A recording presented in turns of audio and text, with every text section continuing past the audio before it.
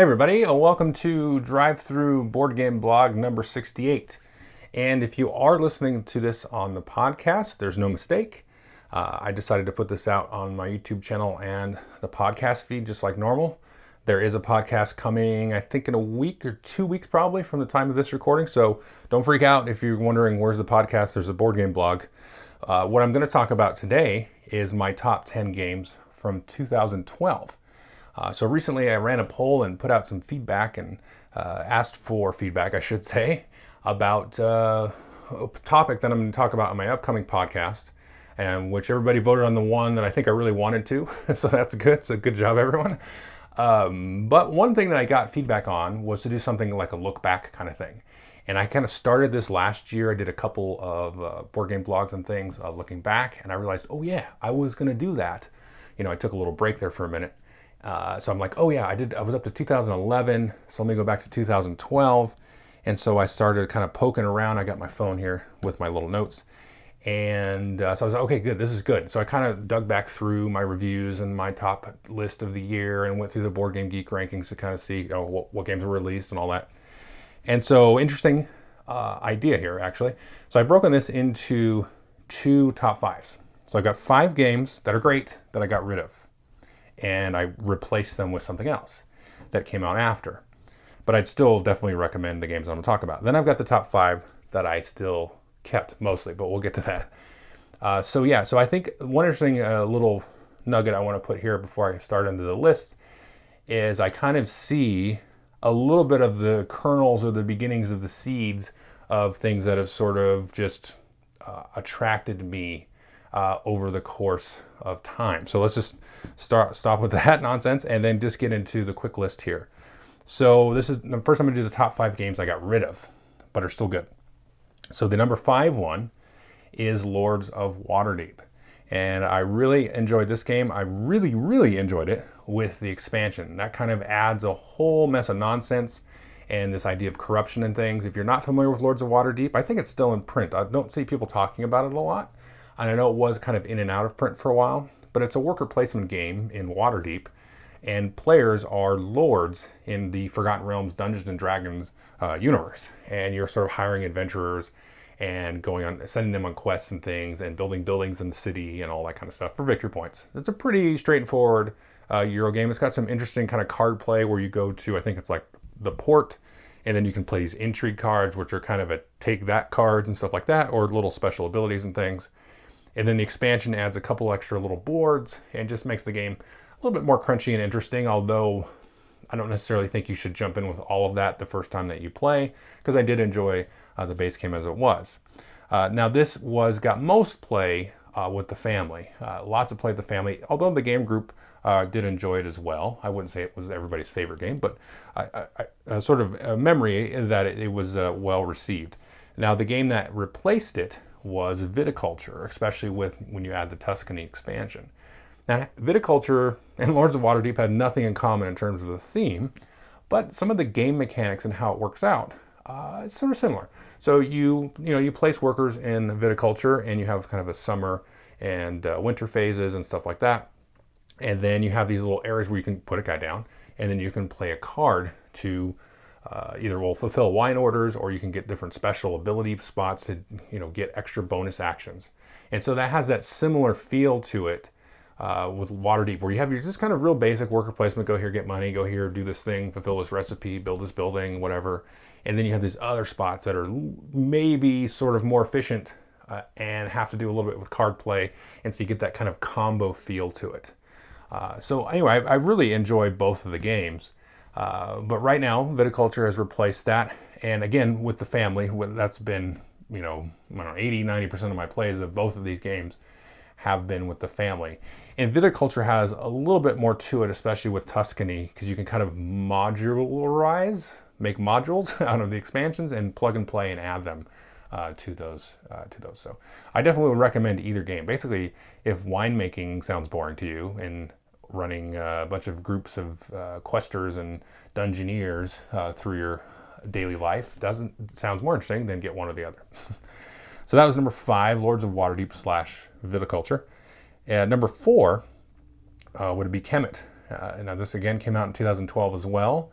Really enjoyed this game. Very different kind of combat type of system. This feels like it was somebody that was a Eurogamer that really likes playing Ameritrash, but their Eurogamer friends didn't like it, so they made a cool Euro fighting game.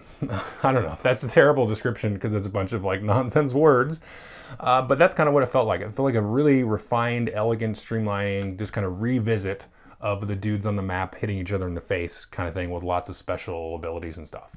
So that was Kemet. Now this has been replaced by Lords of Hellas, which is amazing and has some similarities to Kemet. And it's almost like there's a bridge from Kemet to Inish to Lords of Hellas, which kind of goes back towards Kemet in some ways, but then pulls some Inish back with it. Because in Lords of Hellas, you have these multiple victory condition kind of ideas, which is the same as Inish, so you can win one way or the other way or this other way. It's not just like most points or first one to 10 points or first one to control these areas or whatever. There's multiple ways you have to sort of juggle and manage and fight against and try to achieve, all mixed in there. The combat stuff in Lords of Hellas is different. It's card driven in a lot of ways, but the hand management side of the combat in Lords of Hellas is not like Kemet, where in Kemet you play a combat card and then you've used it up and you can't get it back until an action is taken and then you can get your cards back. In Lords of Hellas, you have just a kind of a random hand of cards, so it's not the same, but those cards have multi-use. So in terms of managing using those cards against combat against another player or using it in a monster fight and different things like that. So there's a push and pull there between that. So it still keeps that same vibe to me in terms of like, what do I use? Which card do I use? Which is best? Do I use it here? Do I use it there? That same feeling is in Kemet and Lords of Hellas. So I don't want to get into really why I like Lords of Hellas more than Kemet, but I do. But I would definitely still recommend Kemet, especially if you play with that first expansion. I think there's 2 expansions now, or the second one's coming out, which adds a lot of sort of extra toolkit stuff that you can do. The one thing I really liked about Kemet was you have these kind of pyramids of technology. You have blue, black, and green sort of things that you would go and sort of get these different abilities and stuff, and they were very kind of focused on certain styles of play. One to be very aggressive and so on. And then as you sort of moved up, then you could get these monsters on your side and they would fight with you and stuff. So that was a very interesting way, and it made it very replayable to kind of reapproach the game every time to do something different. And Lords of Hellas does something in similar ways, but it's more like Inish in a way where you're kind of trying to, maybe this time I'm going to go for this victory or that victory. And then of course what all the players do is going to change that. So that's Kemet in 2012, and then just recently Lords of Hellas. And to be fair, Inish actually kicked out Lord Kemet, was it 2 years ago now, so that was already gone. But Lords of Hellas has actually replaced Inish, so just to be clear. The number 3 here is Mage Wars, and this also came out in 2012, and this has been one of my absolute favorite games of all time, to be honest. You say, well, Joel, why did you get rid of it? Well, I don't know if you've noticed on my shelf, I have a lot of miniatures now, and frankly, Mage Wars is a card game, but it's a miniatures game where the miniatures are just cards. And that's not like a knock, but that's great because it's not about the cards. So in Mage Wars, it's 2 mages battling. And instead of like a deck of cards, like in Magic or something, you actually have a book of spells. You say, I'm going to cast this turn. Go into your spell book, pull the card out, and cast it as long as you have enough mana left on your board. And there's ways to generate and manage your mana. And then it's a little battlefield board with these big squares, and you put creatures down and move your mage around and fight and blast spells and throw up walls and shoot vines around, and the vines will shoot out thorns, and it's very thematic. It's a really great game. It does take a little bit of time to play the first few times you play it. You can see a game go up to 2, I don't know, I heard 3 hours. A lot of people said that. A lot of people said 3 hours. I was like, never. I've never seen a game go 3 hours. But the game's going to go 1.5 hours, let's just call it that, which might be a little bit longer than you want for just a real quick head-to-head type of game. This can be very sort of methodical and thought-provoking, and there's a lot of stuff going on. But it's very, very thematic. And I know people throw out that word thematic. In this case, I think it's doubly true because when I approach it, it's like, okay, I have this, let's say it's a Beastmaster, and I'm like, what do I want to do with the Beastmaster? I'd like to summon a bear. So I put the bear in there, and I have all these spells that make it more of a bear. So now it's really mean, and it's really nasty. Or I've got these vines, like I mentioned earlier. And so these vines will go out and they'll sprout little plants and stuff will grow out of them, and you can sort of set up these little like spawning hubs and stuff. And it's just like, they're like, oh, what's an effect? Okay, let's make a card that does that. And they just have cards for like all kinds of stuff. Now the game, I think, is it dead? I don't know. I never see anything come out for it anymore. And it might have run its course. I don't think that's necessarily a bad thing if you were looking to get into it, because you could get the base game. Frankly, you could just get the base game and you'd be good to go. But you could get the base game and some expansions. I would recommend getting the Battlegrounds. I think it's called Battlegrounds. It's the other really big box expansion where it's more of like, not capture the flag, but there's more like objective-based gameplay. It's not just kill the other guy. Because that you can get a slog. You can go back and forth. I heal. Okay, do 10 damage to you. I heal 8 damage. Back and forth. But if you have objectives, you're holding control. That kind of builds in kind of a ticking timer to, you know, get the game over with and end it. So the game, though, that's been replaced, obviously, is the minis game. Specifically, I would say Frostgrave. Frostgrave is a miniature game. You have a little wizard. You have a wizard apprentice, and you have 8 guys with you, or gals.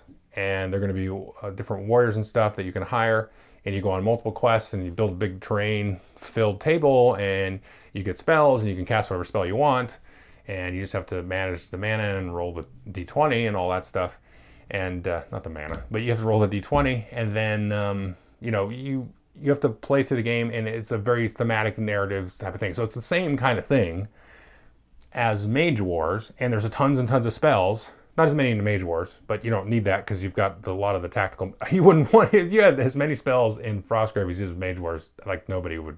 There'd be some really broken combo probably. But yeah, so the miniature games and then playing bigger games like Warhammer Age of Sigmar and stuff, I'm just really sort of like, I don't really want to play Mage Wars. I'd rather just play a miniature game, because if I'm going to play a game that's taking me an hour and a half or so, and Frostgrave you can get done definitely in less than an hour sometimes. You know, and just kind of play that way. It's just a choice thing. I'd rather play that and build a, you know, thematically, visually interesting, colorful world of a table that I've contributed to, and whoever else I'm playing with has contributed to, and we both painted our miniatures and stuff. So it's just one of the things where like my brain is shifted, and this is what I was kind of talking about with the seeds, is like, you know, like I was kind of surprised that I started getting into miniatures as much as I did after I played Warhammer Quest Silver Tower. And then got introduced to Frostgrave and stuff. And I was like, what? Where did this come from? And then I'm looking through this list, and I'm like, I love Mage Wars. Mage Wars is totally a miniatures game. So there it is. All right, so that's Mage Wars. I would definitely recommend it. If you can pick up a cheap base copy, get that one expansion, you're going to have fun with it, I think. So number 2 here is Terra Mystica, which has been replaced by Gaia Project, which is basically the same game, with some refinements. It's in a sci-fi universe, whereas Terra Mystica was in a fantasy universe. Yeah, I don't know what to say, because they're really the same game. Yes, there are differences. Yes, there's been streamlining and stuff like that, little tweaks and balancing that's happened in Gaia Project. I have seen a fair number of people that seem to like Terra Mystica more than Gaia Project. I don't know. I didn't count, right, when people tell me what they like more, but there's some that like Terra Mystica more than Gaia Project. So it's kind of a give or take. They're very Eurofied, territory control, weird combo power. They kind of live on their own. There really is not games like Terra Mystica and Gaia Project. I'm sure there's some obscure thing that I'm not thinking of, but these two designs, even though they're very close, I mean, they're sister games, really. Maybe they're twins, as there's not identical twins, they're fraternal twins, but yeah, but these two games can sort of live off on their own, I think. They just have really interesting mechanisms that feel like there's purpose to there. If you like Euro games, if you like kind of a high strategy type of idea, go for these games. I mean, these are a no-brainer. I think Terra Mystica is in the top 10 on Board Game Geek, so there's a lot of people. It's a very popular game. I think you'll find players that would enjoy playing it with you for sure. I don't really want to talk about this game. It's hard to see how long I talked about Mage Wars. Why? Because of the theme stuff. See how long I talked about Terra Mystica? interesting mechanics. Okay, and then I'm off to the next one.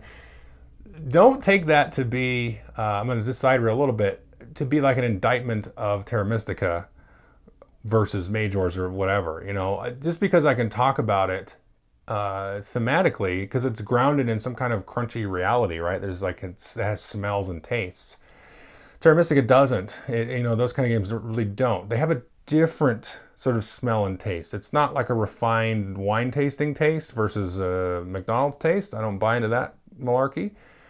It's a different thing. It's like a different crunch on the brain. So he just blew right through Terra Mystica and talked for 30 minutes about Mage Wars. It's because I don't know how to talk about mechanics that long. It's very, very hard to talk about unless I just reviewed the game and walked through it. And then I'm like, okay, all those thoughts are in my head. And then away I go. So it's difficult. But I don't really think there's an either or there. Sorry. A little sidetrack. Okay, now the last one here. This is the number one game. I think it was the number one game of the year for me. That year, I think so. I didn't remember checking. No, I think, never mind. Sorry, sidetracking myself. Stop. So the one hasn't been replaced. And I apologize if I get heavy here. I may slip into it because I've been preparing my mind. Anyway, the number one game I've gotten rid of and not replaced in this case is Freedom, the Underground Railroad. This is a game about freeing slaves during the abolitionist time period in the United States, and you're kind of running them up through the Underground Railroad and helping them to move through these paths and avoid slave catchers, and also trying to have this little kind of card drafting thing where you're trying to sort of pass the abolitionist laws at the same time. So you're kind of managing the sort of physical freedom of the people and versus the sort of not abstract, but the legal freedom of them as well. The conceptual, almost real freedom in some ways compared to physical, but you need both. So you're doing that and you're running them through it. And it is to me, it's an absolute achievement in design of a game. Sort of the crux of this for me is at some point in the game, you're going to be running these cubes up, and the cubes represent slaves. And they are going to go up these different paths, and these slave catchers are kind of bouncing back and forth. At some point, you're going to have to make a choice to free more slaves on this side than on the other side. And so effectively sacrificing people off to the side so that you can win the game and hopefully, abolish slavery as well. So that I think is what do you say to that? It's just a board game, obviously, but it's a tough thing. And it's a game that I played, let's call it 10 times, and I beat it twice. It is a relatively difficult game, even at the easier difficulty levels.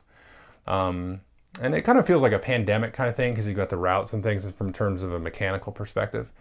But it was one of those things where I had played it enough.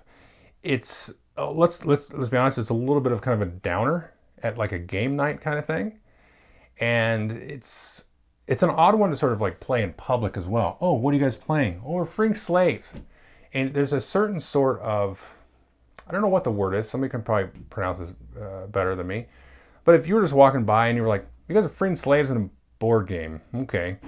Why don't you try doing something similar in real life? So it's a strange dichotomy there, where there's not necessarily a fun game, and it's not really a game you can really make jokes out of, because a lot of times when you play games, you'll just make jokes at other people's expense, even if you're playing a co-op. This is a situation where you kind of don't want to do that. However, I think the game is amazing. I think it's great. I wish we had more games like this, because there's just a certain part of playing in a games, especially playing board games in a face-to-face social situation, where it gives you the agency to at least pretend to inhabit people trying to accomplish this kind of goal. And I think there's a certain amount of, I don't know what the right word is here, so forgive me on these words, there's a certain amount of magic or power or an empowerment in a way, and there's a certain level of, there's a certain level of kind of freedom, even though the game's called Freedom, in stepping into somebody's shoes and walking through it. Whereas I'm just reading about these people and reading about the Underground Railroad or something, or them trying to pass it. I'm like, great, those are great people doing these things. But if I step into the shoes And there's real consequences. Like I said, there's a sacrifice of the consequence and the consequences of sacrifice. That is a different impression, and that can have a certain kind of impact on you. So that's all I got to say there. I have not seen, I just want to throw this out there, I have not seen a game like this come out. And I've talked to people about this sometimes, and a lot of people say this War of Mine is another game like that, where it's a very, very heavy subject and stuff. I guess I should play it. Now that one, outside of that one, I don't think there's really been anything like this. And maybe I'm a little bit more, I guess, attached to this because it's my country. This is where I was born, and it's part of, and effectively my history. You know, we're taught about this in school.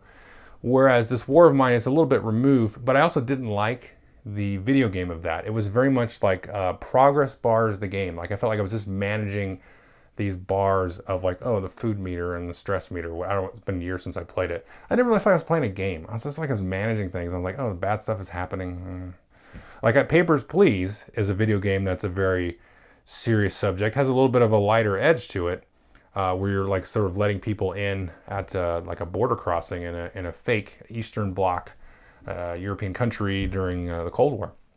And that was very interesting because there's some kind of game activity around it. But I haven't seen a game like this, Freedom, and it probably doesn't sell very well. I can't imagine it does. But man, whoever, I can't remember the designer's name. I apologize. I've met him. I can't remember. I don't have the box anymore. But I just wish people would make this kind of game more. That's all I'm going to say.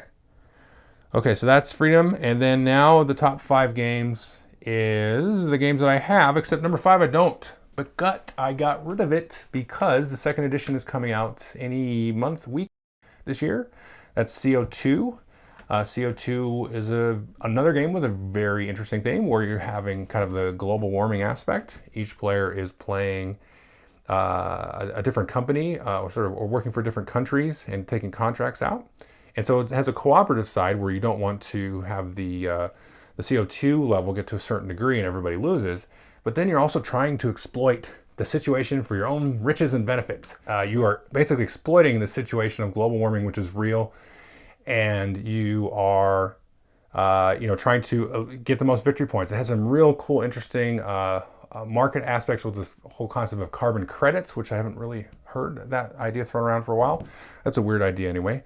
But it couches everything in that sort of idea of carbon credits, kind of buying and selling these credits back and forth to then establish and kind of convert the power. So you have coal firing plants and all this kind of stuff, and you try to convert to green energy. So it's cool. It's a very cool theme, and it's great. And it's great that somebody tackles that and talks about it. And it really puts you in the mindset of like, this is interesting. I'm trading these credits, and I'm in this position of, oh God, I'm taking advantage of this situation. But I'm trying to win. I'm trying to do good. I'm trying to, not have the planet get poisoned or whatever. So it's really cool. So I got rid of the first one because that's what I do. If they announce a second edition and I'm confident that it's going to be as good or just an improvement or an upgrade, then I'll just move along the other one because the space is at a premium here. So anyway, that's number 5. I'm getting the new edition whenever it comes out. Number 4 of the games that I've kept is Robinson Crusoe, and this is from Portal Games. This is a fantastic co-op. One of, if not one of my favorite co-ops. One of my favorite co-ops, if not one of. Yeah, anyway, so it's great. It's got a really cool mechanic where you crash on the desert island, and it has a bunch of scenarios. So you might be doing like a King Kong scenario. You might be just trying to build a shelter. You might just be trying to, you could play through like a Darwin type of thing where you're trying to discover new species and stuff like that. There's a whole bunch of different scenarios. The trick of it for me, and the thing I really like is, unlike, let's say, like a Pandemic or something, Defenders of the Realm, which I like, you have an event deck. An event will happen, and then you maybe go and try to hunt. And you trigger an event based on a die, and you're like, okay, I'm going to either handle this event now and take some kind of hit, which, well, maybe that's not really good because, the situation the game's at, it's just really going to hurt us bad. Or I'll just tuck it here under the deck and then hope it doesn't come out, or hope I try to prepare for the consequence of me kind of neglecting the effects of that event. That's just a really neat, cool mechanism. And it has this real kind of assisted worker placement thing where you're placing workers and you can say, well, we'll put 2 workers here and that'll just ensure 100% we get it done. but the worker pawns are very limited, so I can just place one, roll the dice, take a little bit of a chance.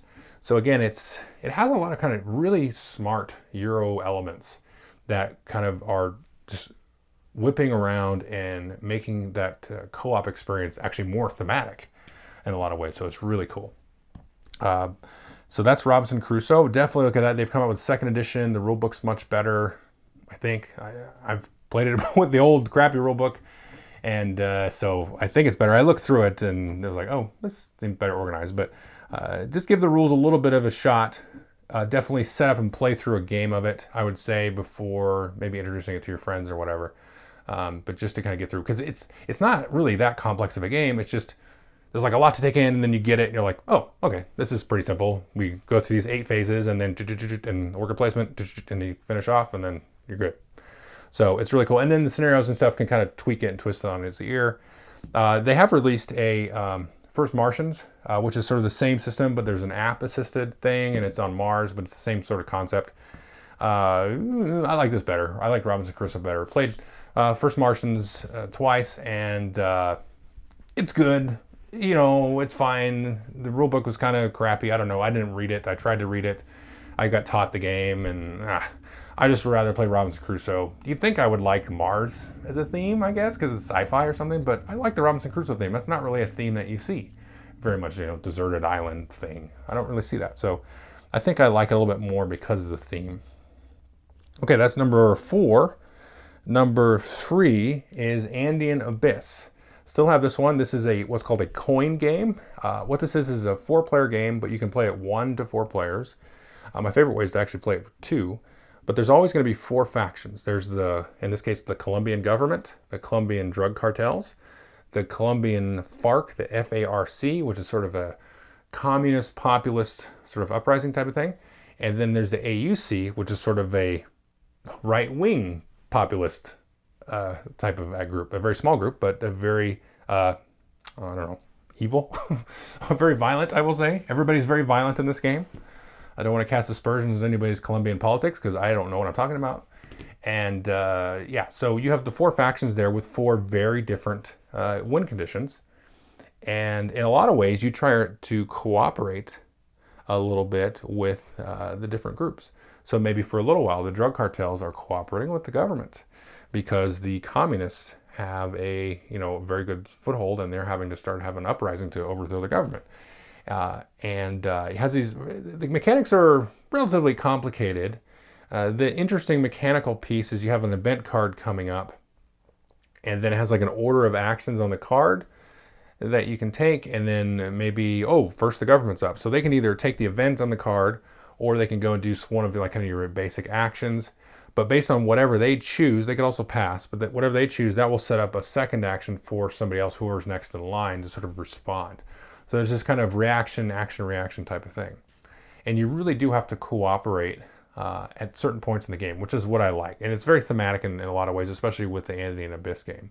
There's been other games set in the Cuban Revolution, Cuba Libre, which is probably my favorite of the series.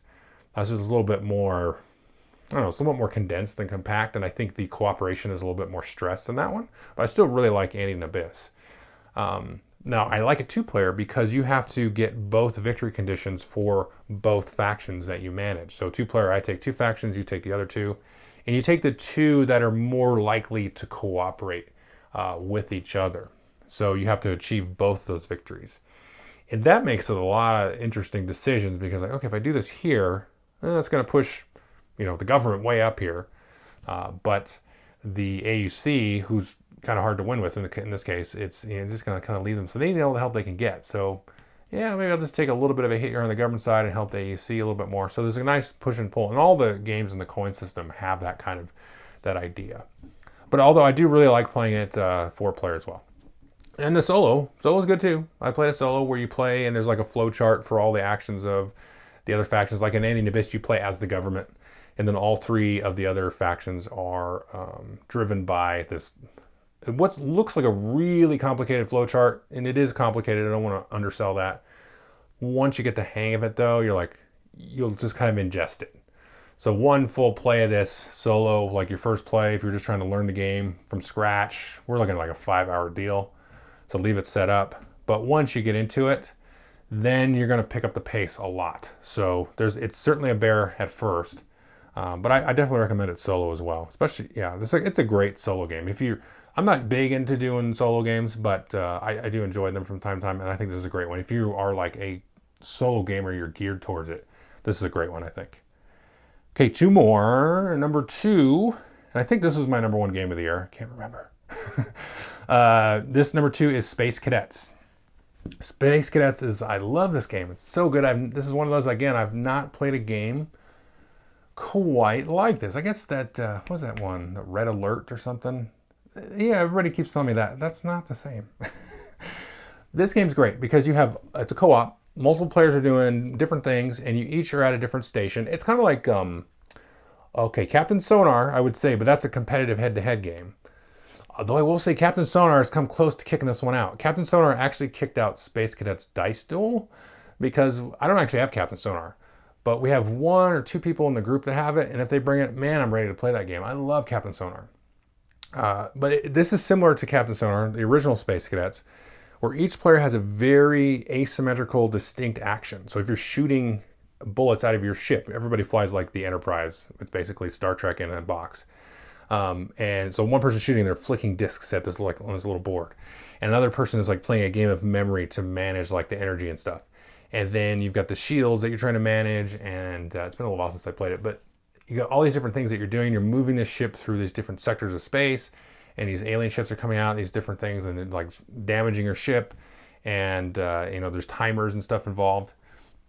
Just an amazing, fun game. Again, this is one that it's a little bit daunting, but I think if you were to get this and you as the instructor spend the time to learn each of these different stations, it's not a ton. It's going to take you an hour or so to kind of walk through everything, go, oh, this is how this works, this is how that works, maybe 2 hours.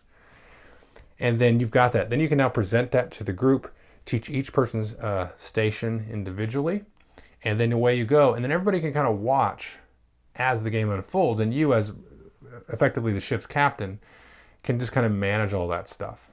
And it scales fine for a different number of players. It actually breaks the actions up into different phases. So if you only had like 3 players, then you might be managing 2 stations, but you're not really doing it at the same time. They're kind of in different phases. So that works. Now, if you do that though, there is a card that tells you to like switch stations and get up and switch. But you're like, oh, I didn't learn that. Just draw the next card. Like the first time that you're playing, just skip that so everybody can kind of focus. I mean, unless you want to, everybody's up to speed by that point and you want to switch.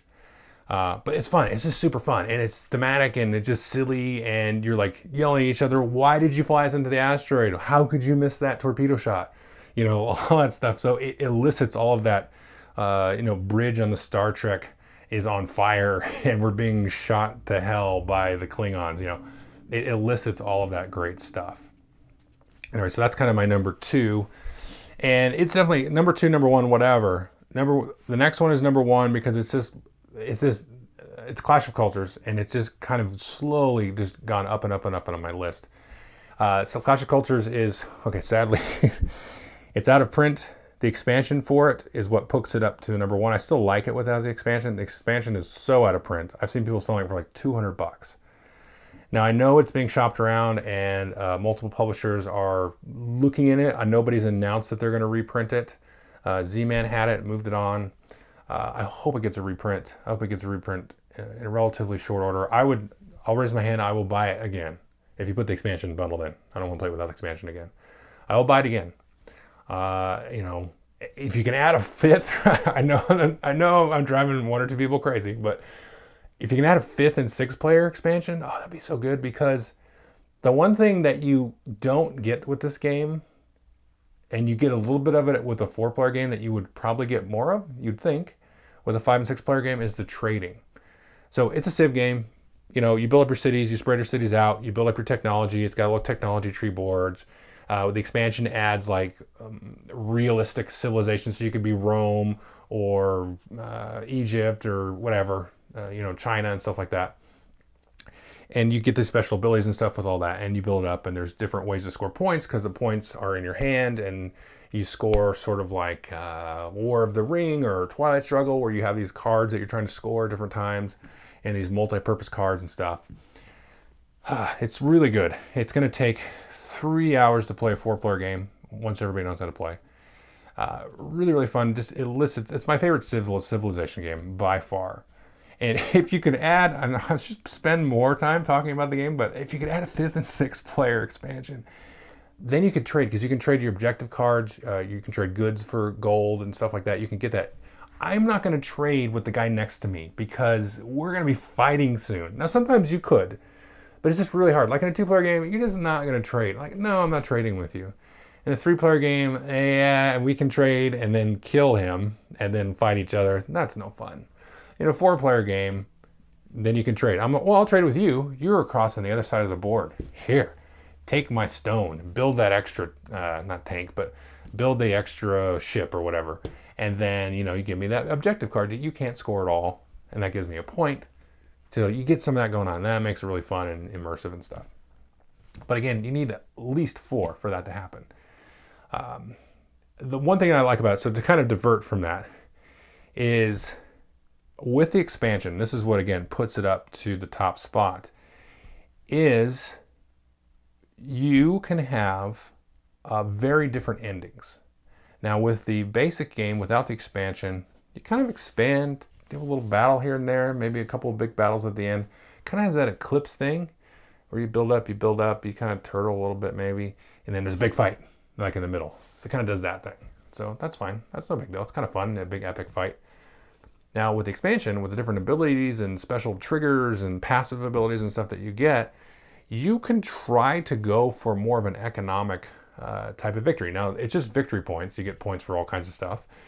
But you can really tick and tack your gameplay to be a certain way with the expansion. And that's going to just really add a lot of replayability and variety to the gameplay. So I think the expansion is as much as a must as something could be without actually being a must. Because I still like the basic game. So if you can find that cheap, pick it up, because I don't know when it's getting reprinted. The expansion, do not pay $200 for it. I don't blame people. Now, there are people that are like, have files out there where you can print this stuff out. And since it's no longer in print, I think I'm okay morally saying that go and look those up, because then it'll add a lot of fun to your game. But hopefully they reprint it and they add some new cool miniatures and modules in the 5th and 6th player expansion. All right. So that is my top 10 from 2012. And I think I talked about it during the Mage Wars bit where I said, hey, look, I liked miniature games before I knew I did when I liked Mage Wars. So that you can kind of see the arc of it. And I think that's one thing to maybe leave with is I think gaming and reviews and all this stuff and sort of this concept of like evolving as a gamer or growing as a gamer and all of this stuff you hear people talk about, blah, blah, blah, blah, blah. But yeah, I think it's always a process. It's always in motion, right? Everything's always in motion. So there's not like a final verdict on anything. Like, I just reviewed Thunderstone Quest, which I love way more than Thunderstone. Yeah, the game has evolved a little bit. Maybe I evolved a little bit too. Mage Wars I loved. Now I'm into miniature games. I still really like Freedom. I don't have it because of the situations I presented earlier. Yeah, so my whole thing is with this is, if I could try to figure out how to talk about it better, and maybe I'm doing that right now, but if I could try to figure out how to talk about the situation without passing a verdict, does that make sense? I mean, it's sort of, I'm asking a lot there. It doesn't seem possible, because as soon as I utter a thing, in that instant, I'm issuing a verdict. But to me, it's always a process. Like coming down and saying, this is a 10 out of 10, and this is that, and this is good, and I don't recommend this, I recommend that, thumbs up, thumbs down, all that stuff. That's such a weird thing to be in, that just for me at this point. You asked me this a year or two ago, I would have been like, yeah, whatever, you give it an 8, because that's your ballpark, stop tripping, like it's not that big a deal. But for me, this is one thing I just kind of noticed, I can't articulate it that well, and I think there's probably other people that can better. But to me, it's just such a process of enjoyment and everything, and in just sort of defining like what you're doing, like just saying, this is my hobby, like I even have a problem with that now, you know, because people like, you know, I love the local Warhammer guys, but sometimes you get online and it's just like, man, this is your religion. Like, what is your deal? Like, I think this game is great. Let's just talk about Warhammer for a second. I'm on a tangent. You can turn this off. But like, you know, Warhammer is great. Like, I love all the lore and stuff. I've really gotten into that. And it's an interesting, weird, like Mad Max in a fantasy world, like horrifying landscape of a thing. I think that's great. I don't know what it is. I like Mad Max and I like that stuff. So that's just, I mean, I can get political, but I'm not, you know, that's just, I see how things can be sometimes in the world and how things are for people that are living like now they're in Mad Max, you know. You think like, oh, I'm doing good, middle class. Oh, well, this other person 10 miles away and also 10,000 miles away is living in Mad Max. So anyway, my point is, that's why I like Warhammer, because I am putting that into that, and that's my process. That's what I'm getting out of it, you know, a lot of this stuff. And so, but like identifying, tying my identity to, I'm a Warhammer Age of Sigmar guy, I know all this lore, and I know a lot more lore than I did a year ago, but I also don't care about it that much. It's a vehicle for me to get to a point, to get to a point of escape, and get to a point of fun and leisure and self-care and self-healing and all that good stuff. That's the vehicle, right? It doesn't matter. Like, that's just going to be so different for everybody else. It's just going to be so different for everybody. And that's why I'm struggling with the verdict thing. I think I kind of said it. And I know it's a little bit hypocritical, paradoxical kind of thing, because I am sitting here making the video, but I just trying to relate that struggle for me to sort of come down and say things. Now, I'm just going to tell you what I feel, which is, that's all any of these reviewers are doing, or anybody that you talk to on the street. But yeah, so when I'm trying to go back and look at that top 10 there, I'm just kind of relaying to you my experience with that. Anyway, I just see a lot of like tribalism, you know, building walls around things, stuff like that's annoying. And so it's a process, right? You know, one day I'm painting a gene stealer that eats brains and stuff, and the other day I'm building a bridge, you know, to the castle in France. Anyway, these lights are really hot. Okay. Anyway, I just kind of wanted to ramble there for a second and tell everybody I appreciate you. And I will see you later. Bye.